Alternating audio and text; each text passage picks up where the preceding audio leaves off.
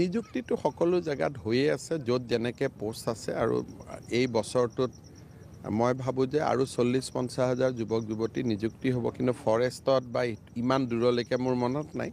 কিন্তু জেনেৰেলিটো এইবাৰ 40-50 হাজাৰ আৰু এপইণ্টমেণ্ট হ'ব। দিল্লীত নিৰ্বাচন সন্দৰ্ভত মই কালিহে যাম কেম্পেইনৰ কাৰণে, কালি আৰু পৰহি, তাতে গম পাম গ'লে। পঞ্চায়ত নিৰ্বাচনৰ আগতেই এডিআৰ ৰিজাল্টটো দিয়া হ'ব। হ'বই। এই ইলেকশ্যনৰ লগত ৰিজাল্টৰ কোনো সম্পৰ্ক নাই। ৰিজাল্ট ৰেডি হৈ গ'লে ৰিজাল্টটো ৰাখি থৈতো লাভ নাই।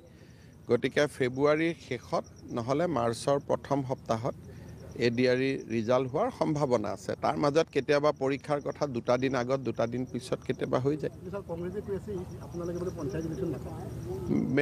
হায়াৰ ছেকেণ্ডেৰী পৰীক্ষা যিদিনাখনে শেষ হ'ব, পিছদিনাখনেই পঞ্চায়ত ইলেকশ্যন। নিযুক্তিটো সকলো জেগাত হৈয়ে আছে, য'ত যেনেকৈ পোষ্ট আছে। আৰু এই বছৰটোত মই ভাবোঁ যে আৰু 40-50 হাজাৰ যুৱক যুৱতী নিযুক্তি হ'ব, কিন্তু ফৰেষ্টত বা ইমান দূৰলৈকে মোৰ মনত নাই। কিন্তু জেনেৰেলিটো এইবাৰ 40-50 হাজাৰ আৰু এপইণ্টমেণ্ট হ'ব। দিল্লীত নিৰ্বাচন সন্দৰ্ভত মই কালিহে যাম কেম্পেইনৰ কাৰণে, কালি আৰু পৰহি, তাতে গম পাম গ'লে। পঞ্চায়ত নিৰ্বাচনৰ আগতেই এডিআৰ ৰিজাল্টটো দিয়া হ'ব। হ'বই। এই ইলেকশ্যনৰ লগত ৰিজাল্টৰ কোনো সম্পৰ্ক নাই। ৰিজাল্ট ৰেডি হৈ গ'লে ৰিজাল্টটো ৰাখি থৈতো লাভ নাই। গতিকে ফেব্ৰুৱাৰীৰ শেষত নহ'লে মাৰ্চৰ প্ৰথম সপ্তাহত এডিআৰ ৰিজাল্ট হোৱাৰ সম্ভাৱনা আছে। তাৰ মাজত কেতিয়াবা পৰীক্ষাৰ কথা 2 দিন আগত 2 দিন পিছত কেতিয়াবা হৈ যায়। হায়াৰ ছেকেণ্ডেৰী পৰীক্ষা যিদিনাখনে শেষ হ'ব, পিছদিনাখনেই পঞ্চায়ত ইলেকশ্যন। মোকতো কোনে লগেই পোৱা নাই দেখোন। মাত আকৌ কথা বাৰ্তা পাতোঁ। এনেই কিয় মুছলমান মানুহবিলাকক বদনাম কৰিব লাগে? অসমতো কোনে আপত্তি কৰা নাই এতিয়ালৈকে। এনে কিয় বদনাম কৰি থাকিব লাগে?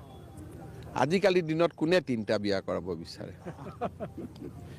আজিকালি কোনো মুছলমান মানুহে এটাৰ ওপৰত বিয়া নকৰাই, হয় নহয়? গতিকে এইবিলাক দাবী উত্থাপন কৰিলে মানুহৰ মনত সন্দেহে হয় যে ক'ৰবাত 2-3টা হৈয়ে আছে নেকি।